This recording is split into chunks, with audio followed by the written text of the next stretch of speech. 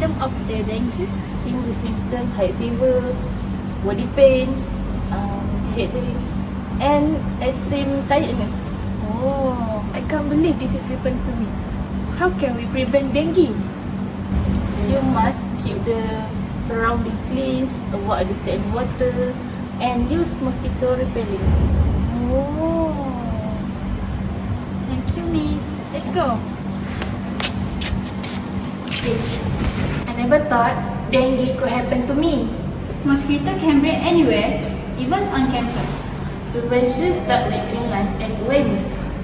3. Prevent dengue. Protect our campus.